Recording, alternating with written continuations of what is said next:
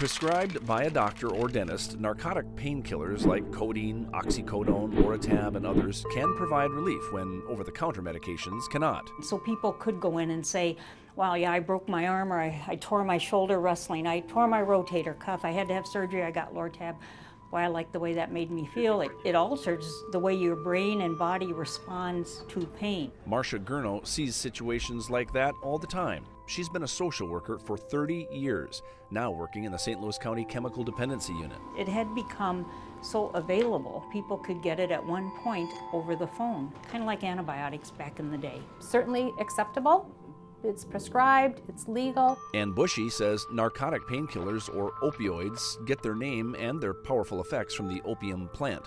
The director of St. Louis County's Public Health Department says they block the feeling of pain. In the 1990s or thereabouts, maybe even early 2000s, there was a study that was done that indicated that opioids were not addictive. And that they could be prescribed more widely for pain relief. And prescribed they were. The problem is that study was wrong. That study was funded by the pharmaceutical companies. And now, here we are however many years later with really and truly an epidemic on our hands. Epidemic.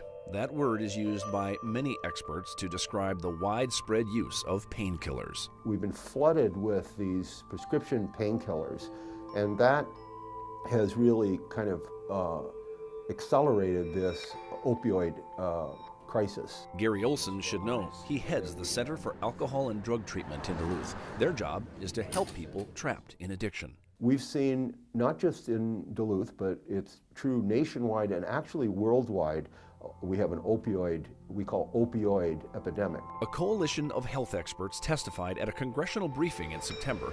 They told the nation's lawmakers that for the first time ever, more people are dying from overdoses of prescription painkillers and heroin than from car accidents. 18% of the population gets their opioid from a prescribing doctor. Because a lot of people, their only drug dealer has been their doctor. There's another 70% that get it from leftover pills. Yep, they either borrow it, the person gives it to them for free, or they honestly take it without the person's knowledge. Bushy and Olson agree the abuse of prescription medications leads to bigger problems. And they may be, they're dependent on those drugs, and some of those folks will be able to get off relatively easily. Others are going to have a really difficult time, and we don't want them to make the switch to the illegal drugs. Can they, go into mom or grandma's medicine cabinet and find some of those leftovers? And they can become more and more reliant on it, and then when they can look to buy them on kind of the black market, illegal market. And what happens then is that they find out that, gosh, heroin is actually cheaper. The next step is often predictable and tragic. Prescription opioids are a gateway to heroin. And there really is a lot of heroin in this community. In fact, every month, dozens of people come to this clinic in Duluth because they are addicted to heroin or prescription painkillers. They come to get a substitute drug called methadone. It is a physician-prescribed drug with fewer negative side effects than heroin.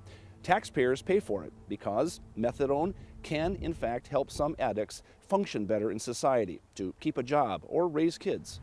But some clinics, like this one in Duluth, are having big problems. This Duluth facility had its license revoked for over 50 state violations. It's allowed to be open because it's in the appeals process.